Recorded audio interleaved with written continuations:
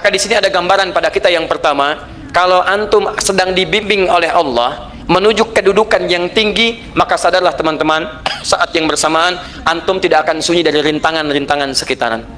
Catat itu baik-baik. Anda kedudukan biasa, naik luar biasa, maka hambatannya itu akan semakin meningkat, tidak sama dengan sebelumnya. Anda orang kecil, diuji dengan ujian kecil. Anda orang menengah, diuji dengan ujian menengah. Anda kedudukan yang tinggi, maka akan diuji dengan kedudukan yang lebih tinggi lagi. Maaf, Allah tidak akan menguji dedaunan dengan angin yang menerpa akar. Pasti berbeda. Karena angin ketika kedudukan semakin tinggi, maka angin semakin kencang akan menerjangnya. Yuk kita turunkan. Jenis ujiannya bisa 3. Bismillah. Tenang aja mas ya. Antum lihat aja, tulis ya. Biar saya ngapus, insyaallah. Perhatikan baik-baik. Sini. Kedudukan bersanding dengan ujian. Kalau rumus fisikanya, F berbanding lurus dengan P. Gaya berbanding lurus dengan tekanan. Jadi kalau antum misalnya rumus asalnya F1 sama dengan F2, gaya gerak sama dengan gaya dorong.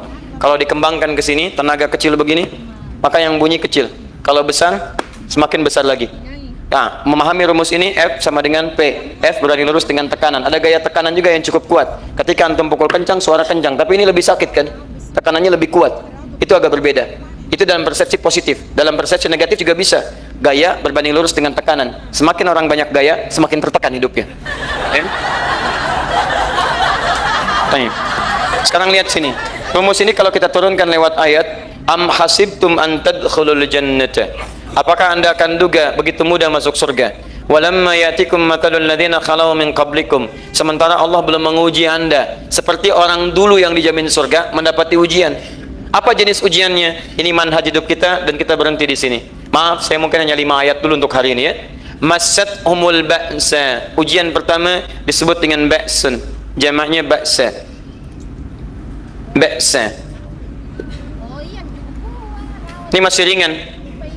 Misal, jarang ke masjid, sekarang mulai ke masjid.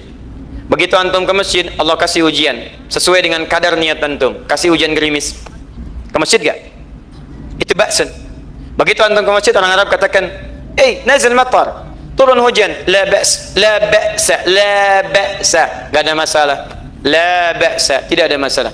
Serap ke dalam bahasa Indonesia lewat labas. Labas lewat. Ringan. Berarti kalau antum diuji dengan yang ringan, maka antum kadarnya masih ringan, akan dinaikkan kepada yang menengah. Akan yang menengah. Hati-hati betul. Kalau antum belum lulus yang di sini, maka antum akan terus sampai di sini, sampai lulus di sini. Sampai lulus. Antum mau berangkat ke masjid gerimis bisa. Tiba-tiba nggak jadi di rumah. Isi antum mengatakan, "Pak, kok nggak ke masjid? Hujan mah kan cuman gerimis, takut ria, masya Allah." Padahal antum misalnya belum kuat untuk berangkat, maka antum akan terus diuji di sini. Lihat rumusnya, Quran surah kedua ayat 286. La yukallifullahu nafsan illa. Allah tidak akan pernah menguji seorang hamba di luar kadar kemampuannya. Jadi kalau antum masih ujian yang ringan, antum diberikan yang ringan. Antum naik menengah, diberikan yang menengah. Antum naik lagi level tinggi, diberikan ujian yang berat. Menengahnya disebut dengan darrun. Waddarra, dari ba'sun jadi darrun. Jamaknya darra. Sudah menyakiti fisik. Kena fisik. Sudah melukai. Hujannya makin deras. Ya. Kalau dalam kehidupan, yang ini mungkin celaan biasa. Duh, sudah berubah ya.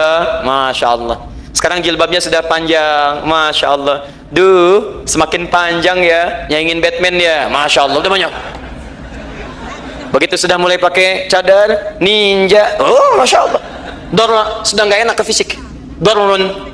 Darrun. Lihat rumusnya ya. Lihat rumusnya baik-baik. Ini lebih menenangkan pada jiwa. Ketika Anda dalam level-level seperti ini artinya Allah sedang menaikkan iman Anda dalam level yang lebih tinggi lagi. Jadi ketika ada celaan menghunjam dalam lisan seseorang, sudah mulai menyakiti, itu sebetulnya pengakuan dari Allah lewat lisan orang itu bahwa Anda sedang diangkat keimanan pada tingkat yang lebih tinggi. Ada yang mengatakan, kamu kenapa sih pakai jilbab begitu? Yang biasa aja kali. Mah, yang iman biasa sudah banyak. Saya ingin menampilkan keimanan yang luar biasa. Supaya dengan iman itu saya lebih mendoakan mama. Saya menampakkan amalan-amalan. Mudah-mudahan pahalanya bisa buat mama. Masuk dengan bahasa yang baik. Masya Allah. Jadi kalau antum bisa melawan hal-hal demikian dengan bahasa yang indah, itu nyaman kepada jiwa. Kadang-kadang ada kalimat-kalimat yang tidak perlu pakai dalil, teman-teman sekalian. Kembalikan ke sini. Terakhir, wazulzilu zilzal. Zulzilu zilzal. Gempa, goyang. Dia ada ujian yang bisa menggoyangkan diri kita, membuat gempa hati kita. Antum sudah nggak kuat, kadang-kadang di jalan sempoyongan, padahal nggak ada gempa di luar, cuman hati kita kayak kena goncangan. Diserang sana, serang sini, nggak bisa tidur, nggak bisa makan, tawarin ini susah, itu susah. Wazulzilu. Bahkan hatta yaqula Rasulullah walladzina amanu ma'ahu mata nasrullah. Sampai-sampai Rasul SAW, bahkan orang-orang beriman, bahkan yang setelahnya bisa mengatakan, kapan ini berakhir? Akan tiba masa Anda mengalami satu situasi sampai Anda mengatakan, kapan berakhirnya yang seperti ini?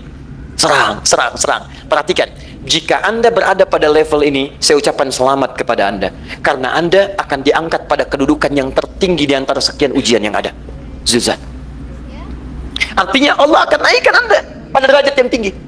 Karena hukum ujian tadi, la yukallifullahu nafsan illa wus'aha. Allah nggak akan menguji seorang hamba di luar batas kemampuannya. Jadi kalau Anda sudah dipandang oleh Allah siap menerima yang ini, maka Anda akan diberikan zilzal. Kalau Anda nggak mampu, Anda hanya akan diberikan dharra atau ba'sun. Dimohon maaf, kalau di antara jamaah yang hadir saat ini, Anda merasa sedang punya masalah yang berat, membuat hati Anda goyah, saya ucapkan pada Anda, dari sekian hamba Allah yang ada di muka bumi, cuman Anda yang diberikan itu. Artinya Allah akan mengangkat derajat Anda. Ayo bahagia. Dan yakinlah, bukan orang lain yang dititipkan, Anda yang diberikan. Allah percaya pada Anda, kenapa Anda tidak yakin? Bukan orang lain. Jadi mustahil Allah memberikan ujian berat kalau Anda nggak sanggup. Karena cuma Anda yang sanggup, Anda yang dikasih. Makanya jangan mengeluh. Jangan katakan, ya Allah, kenapa saya, Allah? Why me? Kata Allah, why not? Kamu yang bisa. Yang lain tidak. Dan tanpa harus Anda menuliskan status. Memang cuma saya yang sanggup. Oh, Masya Allah. Gak usah. Sadari. Kalau bukan sayang, Allah itu punya sifat adil. Nggak mungkin menukar sesuatu di luar kadarnya. Antum tahu cicak? Halo? Jangan katakan wallahu alam, cicak. Cicak, baik. Bagaimana aktivitasnya? Merayap. Di mana? Dinding. Apa makanannya? Nyamuk. Nyamuk bagaimana aktivitasnya? Terbang. Pertanyaan saya, di mana keadilan Allah menjadikan makhluk yang merayap makanannya terbang? Kalau nyamuk masuk kategori pertama tadi, pintar dan tahu dirinya pintar, jadi mainan cicak. Cicak, ayo tangkap. Cicaknya cuma merayap, dianya terbang. Beruntungnya nggak ada nyamuk yang jenius. Tapi yang paling hebat, perhatikan bagaimana lisan orang tua kita menanamkan kalimat-kalimat untuk menanamkan tauhidullah subhanahu wa ta'ala. Cicak diam merayap. Perhatikan, yang Allah tuntut pada cicak, merayap kamu. Walaupun cuma diam-diam. Lihat baik-baik, diam-diam merayap. Datang seekor, Masya Allah, ketika dia merayap, nyamuk datang. Lihat, bukan cicak mendatangi nyamuk, tapi nyamuk mendatangi cicak. Kalau cicak tidak merayap, mustahil nyamuknya datang. Allah hanya tunjukkan, kamu merayap ya, nyamuk datang. Sekalipun dia merayap, cuman diam-diam, nyamuknya datang. Jadi hukum Allah itu kalau dipatuhi, nikmat kehidupan. Cicak gak merayap, nyamuk gak datang. Cicak merayap, nyamuk datang. Datang seekor nyamuk. Setelah itu, silakan. Jadi kalau kita teman-teman ikuti hukum Allah, mau berat, alhamdulillah, mau ringan, alhamdulillah, ya mau sedang, alhamdulillah. Begitu diangkat, artinya ada pengakuan dari Allah, iman kita akan diangkat. Cuman bahasa Nabi Ya'qub alaihissalam kepada Yusuf alaihissalam, mesti ada persiapan dalam mengatasi itu semua. Tidak cukup hanya mendiamkan saja. Maka kata Nabi Ya'qub, jangan kisahkan dulu, bikin dulu pemetaan-pemetaan untuk mudah mengatasi itu semua. Ini poinnya. Anda harus punya rencana. Maka Nabi Ya'qub menyiapkan, bekali dulu ini, siapkan itu. Kalau ambil ke aspek teori untuk kita sekarang, tafsir dari ini untuk menyelesaikan solusi di Quran surah kedua ayat 214 tadi, maka jawabannya ada di Quran surah ketiga ayat 142, paling kiri sebelah atas. Ini kanan sebelah bawah, ini kiri sebelah atas.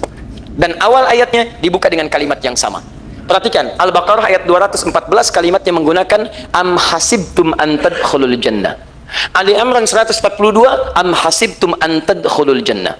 Yang Al-Baqarah itu ujiannya, walamma ya'tikum mathalul ladzina khalau min qablikum masathumul ba'sa wad-dharra waz-zulzilu. Yang Ali Imran itu solusinya. Am hasibtum an tadkhulul jannata wa lamma ya'lamillahu alladhina jahadu minkum wa ya'lamas sabirin. Saya tutup sampai sini dulu. Teman-teman perhatikan, walamma, sedangkan Allah ya'lamillahu alladhina jahadu minkum, belum melihat kesungguhan Anda untuk mengatasi berbagai persoalan kehidupan itu. Kalimat jahadu akar katanya dari kata al-juhdu, serius, sungguh-sungguh. Jadi kalau persoalan Anda ingin segera selesai, Anda mesti serius. Hei yang sedang kuliah, kalau mau cepat selesai kuliahnya, serius belajarnya, pahami dengan baik. Kalau Anda nggak pernah serius, bagaimana bisa menyelesaikan pelajaran dengan baik? Hei yang sedang berumah tangga, kalau ingin baik rumah tangganya, serius dalam berumah tangga, keluarkan hukum-hukum Allah, terapkan dalam kehidupan rumah tangga, Anda akan mendapatkan manfaatnya. Hei yang sedang berbisnis, serius dengan pekerjaan, karena hanya orang serius yang bisa menghasilkan kekayaan-kekayaan yang terbaik. Serius dalam ibadah, karena ibadah melahirkan keberkahan dengan kekayaan yang Anda dapatkan dari titipan Allah Subhanahu wa taala. Ayo serius. Al-juhdu dibagi 3 bagian.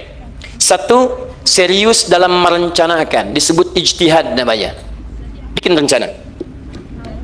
Misal, maaf, tadi dalam keluarga, kalau diambil kedudukan Yusuf alaihissalam, antum tempatkan itu pada porsi pertama sebagai target. Misal, Yusuf diberikan kedudukan oleh Allah. Bagaimana anak saya punya kedudukan walaupun tidak sama dengan Yusuf alaihissalam? Cari, rencanakan, buat pemetaan. Di masa depan anak saya mesti punya kedudukan. Apa? Kalau dalam kedokteran, kedudukan dokter yang terbaik. Kalau dalam bisnis, pengusaha yang terbaik. Misal, kalau dalam pemerintahan, jangan tanggung-tanggung, jadi presiden, jadi itu. Anda turunkan kemudian pendidikannya dari situ. Ijtihad direncanakan. Masuknya lewat sini, lewat sini, lewat sini, lewat sini. Seperti kemudian, maaf, Hannah dengan Imran rahimahumullah merencanakan hasil yang terbaik untuk Maryam, bahkan sejak dalam kandungan. Quran surah ketiga Ali Imran dari ayat 35 sampai 37, paling kiri pertengahan sampai bawah.